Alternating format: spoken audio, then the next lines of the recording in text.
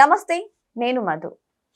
Deputy CM Pawan Kalyan గారు జనసేన పార్టీతో ఒక సమావేశం పెట్టడం అయితే జరిగింది. ఈ సమావేశంలో పార్టీ క్యాడర్ కు దిశానిర్దేశం చేయడంతో పాటు తన అన్నైనటువంటి నాగబాబు కూడా చురుకులు అంటించినట్టు తెలుస్తోంది. అసలు పవన్ కళ్యాణ్ గారు ఏం మాట్లాడారు ఈ రోజు మనం తెలుసుకుందాం. ప్రస్తుతం మనతో పాటు ఉన్నారు సీనియర్ జర్నలిస్ట్ సిఎస్ రావు గారు. వారిని అడిగి మరిన్ని విషయాలను తెలుసుకుందాం. నమస్కారం సార్. సార్, పవన్ కళ్యాణ్ గారు కొన్ని కీలక వ్యాఖ్యలు చేశారు. దాంతో పాటు నాగబాబు గారికి కూడా కొన్ని డైలాగులు అంటున్నట్టుగా మాట్లాడినట్టు తెలుస్తోంది. అసలు ఏం మాట్లాడారు సార్? ఇప్పుడు అటు చంద్రబాబు నాయుడు గారు కానీ ఇటు పవన్ కళ్యాణ్ గారు కానీ ఈ రాష్ట్ర ప్రయోజనాలు, రాష్ట్రం అనే దాని గురించి ఆలోచిస్తున్నారు. పొలిటికల్గా ఎన్ని పదవులు వచ్చినాయి, ఈ పార్టీకి ఆ పార్టీకి ఎన్ని పదవులు వచ్చినాయి, ఇవి వాళ్ళకి సెకండ్ ప్రయారిటీ. వాళ్ళు ఫస్ట్ 2024 ఎన్నికలకు ముందే పవన్ కళ్యాణ్ గారు చెప్పారు, ఈ రాష్ట్ర ప్రయోజనాల కోసం మేము కలిసాం, ఈ కూటమి 15 సంవత్సరాల పాటు ఉంటుంది అని చెప్పి చాలా క్లియర్గా చెప్పారు. అయితే ఈ కూటమి ఉన్నంత వరకు అధికారం అనేది వాళ్ళకి ఎండమావే. ఎవరికి? ప్రత్యర్థులు ఎవరైతే వాళ్ళకి. సో కాబట్టి ఈ కూటమిని విడగొట్టాలి. ఈ కూటమిని విడగొట్టాలి అని అంటే పవన్ కళ్యాణ్ గారిని పక్కకు జరపాలి అనేటువంటిది జనరల్గా ఏ పార్టీ అయినా వేసేటువంటి ఎత్తుగడే వైఎస్ఆర్ కాంగ్రెస్ పార్టీ కూడా వేస్తుంది. ఇది క్లియర్గా జనసేన పార్టీకి పవన్ కళ్యాణ్ గారికి తెలుసు. అందుకే ఎప్పుడు ప్రవోక్ చేసినప్పటికీ కూడా, ప్రవోక్ చేస్తూ ఎప్పుడు సంఘటన వచ్చినప్పటికీ కూడా పవన్ కళ్యాణ్ గారు ఇమీడియట్గా క్యాడర్తో సమావేశం పెట్టి మీరు రాష్ట్ర ప్రయోజనాల గురించి ఆలోచించండి, నేను అదే ఆలోచిస్తున్నాను, అంతే తప్ప మీరు కులాలకు సంబంధించిన గొడవలు దానికి ఫ్లేవర్ చేసేసి ఈ కూటమిని ఏదో విడికొట్టాలనే ప్రయత్నంలో ప్రత్యర్థులు చేస్తుంటే దానికి మీరు సహకరించొద్దు, డైరెక్ట్గా కానీ ఇండైరెక్ట్గా కానీ అని చెప్తున్నారు. ఎందుకు చెప్పారు? అంతకుముందు కందుకూరులో ఒక ఇన్సిడెంట్ జరిగింది. అది 2 కుటుంబాల మధ్య సమస్య. దీన్ని రాజకీయంగా రాజకీయం చేసేసారు. అలాగే రైల్వే కోడూరు ఎమ్మెల్యే అరవ శ్రీధర్ హానీ ట్రాప్ చేసి ఆ వీడియో ఒకటి బయటికి తీసుకొచ్చారు. దాన్ని గందరగోళం చేసి జనసేన పార్టీని ఏదో పలుసన చేయాలను, బలహీనపరచాలని ఏదో ప్రయత్నం చేశారు. అది చేసింది కూడా వైఎస్ఆర్ కాంగ్రెస్ పార్టీ అనేది జనసేన వాళ్ళు చెప్తున్నారు. ఇక కల్తీ నెయ్యి విషయంలో చంద్రబాబు నాయుడు గారు దాంట్లో కొవ్వు ఉందని చెప్పారు, కొవ్వు లేదు అని చెప్పి వైఎస్ఆర్ కాంగ్రెస్ పార్టీ వాళ్ళు అంటారు. అలాగే ప్రాయశ్చిత్త దీక్ష చేశారు ఎవరు? పవన్ కళ్యాణ్ గారు వెళ్ళి ఇప్పుడు ఆయన రాష్ట్రం మొత్తం ఆలయాల్లో శుద్ధి చేయాలి, ఆయన తప్పు చెప్పారు కాబట్టి అని చెప్పి వైఎస్ఆర్ కాంగ్రెస్ పార్టీ వాళ్ళు గత వారం 10 రోజుల నుంచి అదే పనిగా మాట్లాడుతున్నారు. సరిగ్గా ఈ పాయింట్ దగ్గరే మీరేం చేస్తున్నారు? ఇంత ప్రచారం చేస్తున్నారు కదా, జంతు కొవ్వు ఉంది, జంతు కొవ్వుతో తయారు చేసినటువంటి రసాయనాలతోటి ఈ పాలు నెయ్యి తయారు చేస్తారు, పాలు లేకుండా. జంతు కొవ్వుతో కూడిన రసాయనాలు అన్నాడు ఆయన. జంతు కొవ్వుతో కూడిన రసాయనాలతోటి నెయ్యిని తయారు చేశారు, నకిలీ నెయ్యిని తయారు చేసి లడ్డూని తయారు చేస్తే మీరు ఎవరైనా ఒకళ్ళ మాట్లాడారా? దాని గురించి మీరు ఎందుకు మాట్లాడలేదు? వైఎస్ఆర్ కాంగ్రెస్ పార్టీలు మాట్లాడుతున్నారు కదా, మీరు ఎందుకు మాట్లాడలేదు అని చెప్పి చాలా సీరియస్గా అక్కడ జనసేన నాయకుల్ని పేరు పెట్టి కొంతమందిని మాట్లాడాడు. దాంతోపాటు నాగబాబు గారికి కూడా అన్నని కూడా లేకుండా చొరక వేశారు అని చెప్పేసి వినిపిస్తుంది. ఎలాంటి చొరక వేశారంటే, అనసూయ వస్త్రధారణ గురించి మాట్లాడితే రియాక్ట్ అయ్యారు, మీరు వస్త్రధారణ గురించి రియాక్ట్ అయ్యారు, మరి లడ్డు గురించి ఎందుకు రియాక్ట్ కాలేదు? రియాక్ట్ కావాలి కదా అని చెప్పి చెప్తూ ఈ రాష్ట్రాన్ని కాపాడాలి, రాష్ట్రాన్ని కాపాడేటువంటి సమయం ఇది.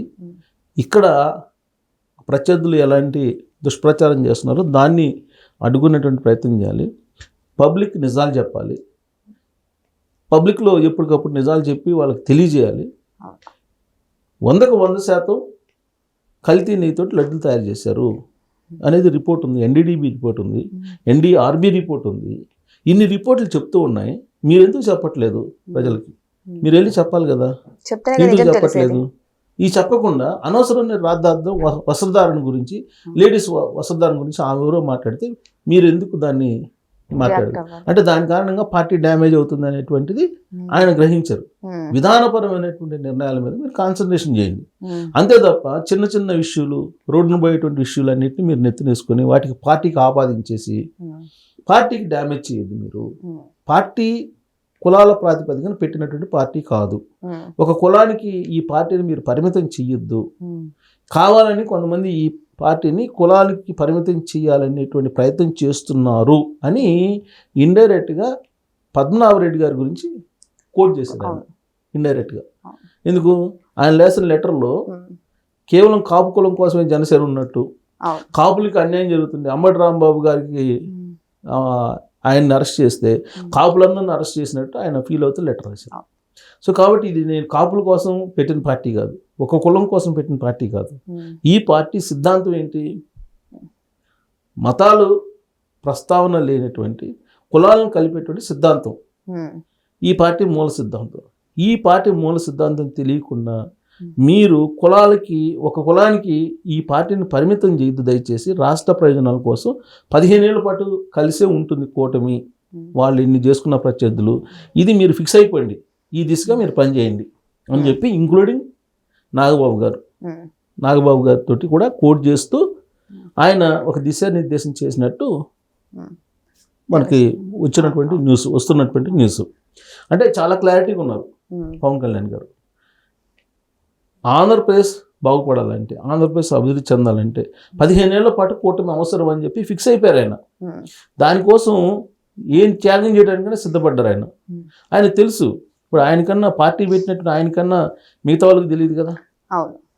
ఆయన ఏంటి, నేను అధికారం కోసం రాలేదు, నాకు సీఎం పోస్ట్ కోసం నేను రాజకీయాలు చేయట్లేదు, నేను ప్రజల కోసం చేస్తున్నా, ప్రశ్నించడానికి రాజకీయ పార్టీని పెట్టా, రాష్ట్రం కోసం పెట్టా, రాష్ట్ర ప్రయోజనాల కోసం పెట్టా అని చెప్పి ఆయన చెప్తున్నారు.